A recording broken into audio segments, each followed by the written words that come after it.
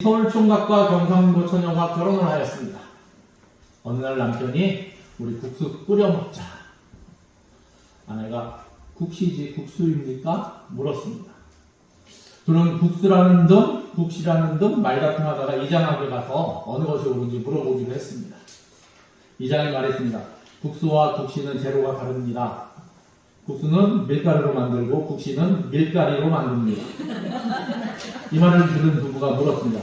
밀가루와 밀가리는 어떻게 다릅니까? 밀가루는 봉투에 넣어져 있는 것이고 밀가리는 봉다리에 담겨져 있습니다. 또 이 말을 들은 부부가 이상하다는 듯이 물었습니다. 봉투와 봉다리는 어떻게 다릅니까? 봉투는 기계로 찍는 것이고 봉다리는 손으로 붙여서 만든 것입니다. 우리는 때로 진리의 문제가 아닌, 이 생명의 문제가 아닌 너무나도 사소한 것 때문에 다투고 분낼 때가 있습니다. 그런데 오늘 말씀에서 서로 용납하라 말씀하고 있습니다. 교회사를 보더라도 서로 용납하지 못해서 분열되고 나눠지는 그러한 모습들이 있었습니다. 이 사소한 것에 우리말에도 뭘 걸지 말라고 그러고 있습니까? 목숨 걸지 말라. 네. 우리가 어쩌면 너무나 사소한 것 때문에 우리 삶을 어렵게 만들어가고 있지는 않은가. 사도 바울은 먼저 우리가 부르심에 받은 일에 합당하게 행해야 한다고 말씀하시면서 그렇게 하기 위해서 우리가 합당하게, 부르심에 합당하게 생활하기 위해서 필요한 요소들을 열거하고 있었습니다. 그렇죠? 그래서 오늘 읽은 말씀에서도 반복해서 읽었지만 모든 겸손과 온유로 하고 오래 참음으로 사랑 가운데서 서로 용납하고 평안의 맺는 줄로 성령이 하나 되게 하신 것을 심서시키라. 그래서 부르신 일에 합당하게 행하기 위해서 우리가 첫 번째 나눈 것은 이 겸손이었고 그 다음 온유가 있고 오래 참아야 한다는 것을 나눴습니다. 그리고 오늘 우리가 살펴볼 것은 사랑 가운데서 서로 용납하라 하는 것입니다. 교회가 크고 작건 기간에 사람들이 모이기 때문에 갈등이 상존하기 마련입니다. 이는 사람마다 다 다르기 때문입니다. 다른 것이지 틀린 것이 아닙니다. 다른 것과 틀린 것을 틀린 것으로 규정하면은 그때부터 대화할 수 없습니다. 네, 갈등할 수밖에 없습니다.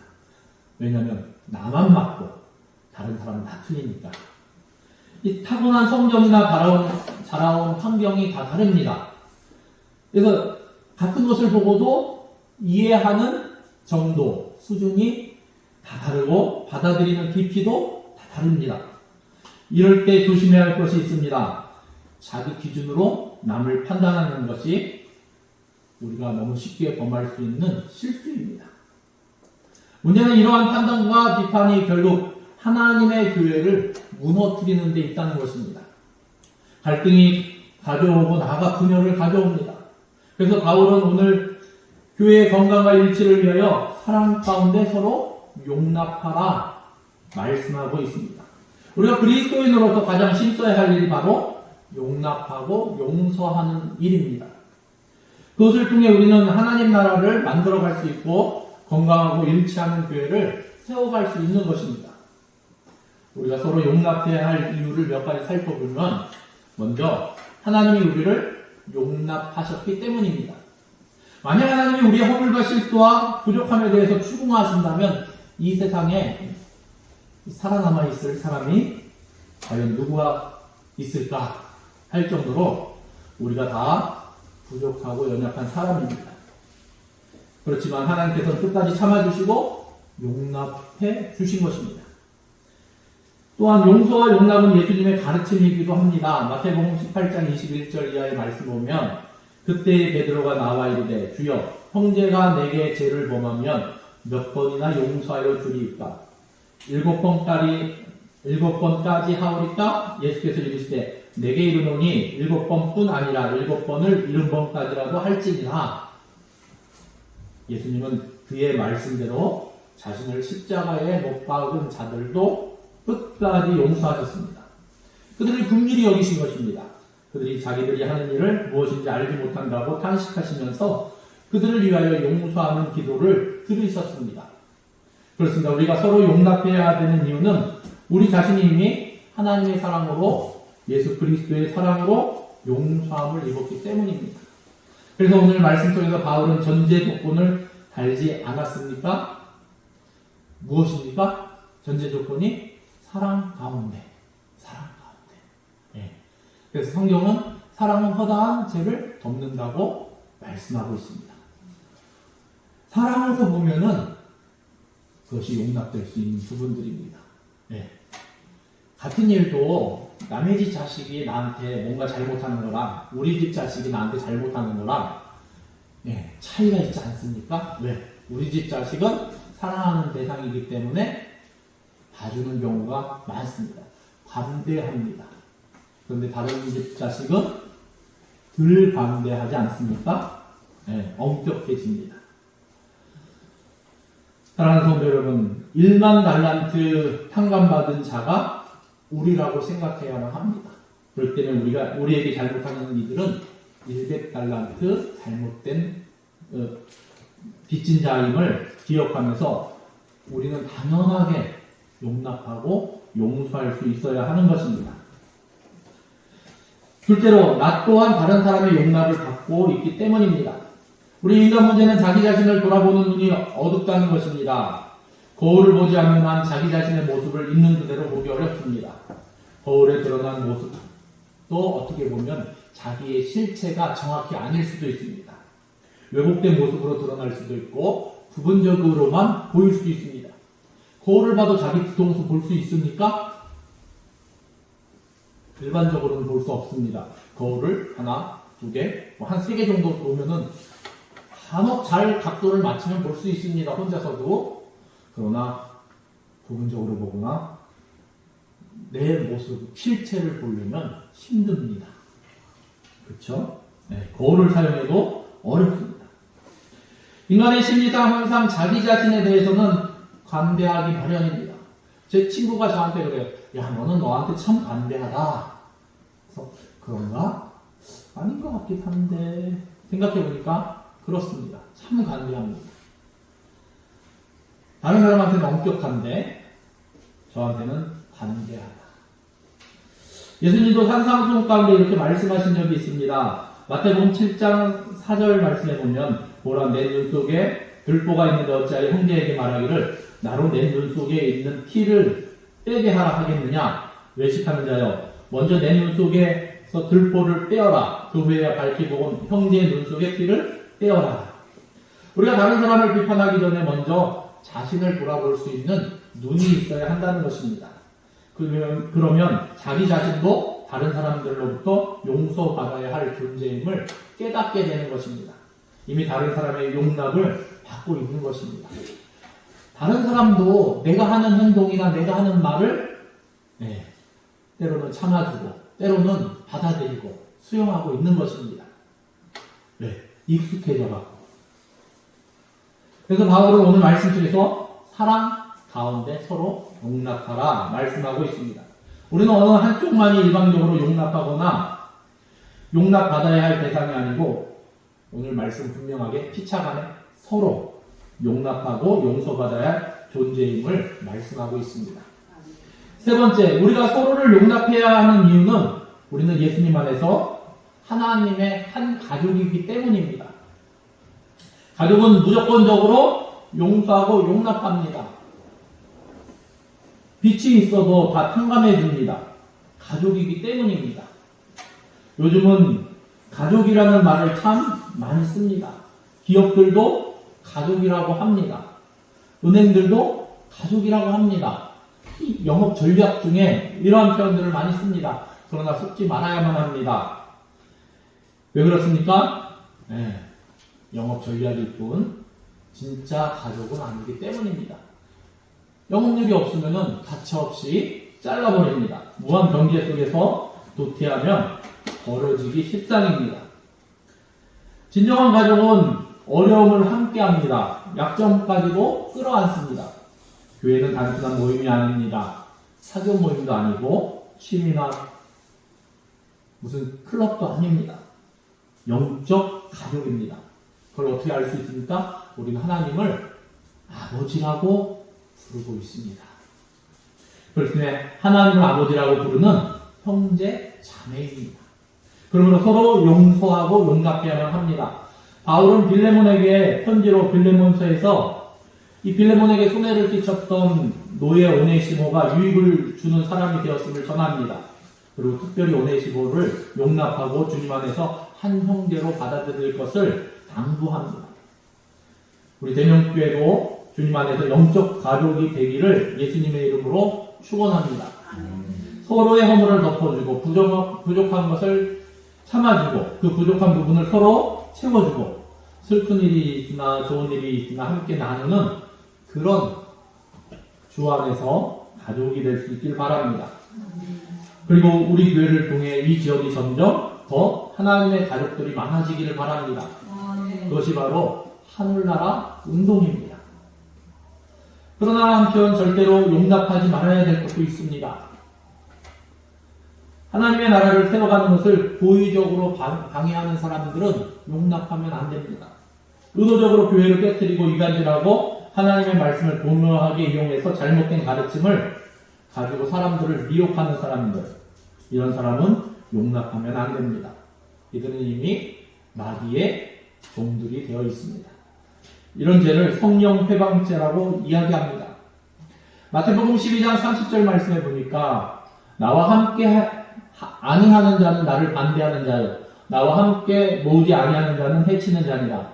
그러므로 내가 너희에게 이르노니 사람에 대한 모든 죄와 모독은 사하심을 얻되 성령을 모독하는 것은 사하심을 얻지 못하겠고 또 누구든지 말로 인자를 거역하면 사하심을 얻되 누구든지 말로 성령을 거역하면 이 세상과 오는 세상에서도 사하심을 얻지 못하리라 말씀하고 있습니다. 말로 인자를 거역한다. 이 말은 예수님을 믿지 않는 대부분의 불신자를 말하는 것입니다.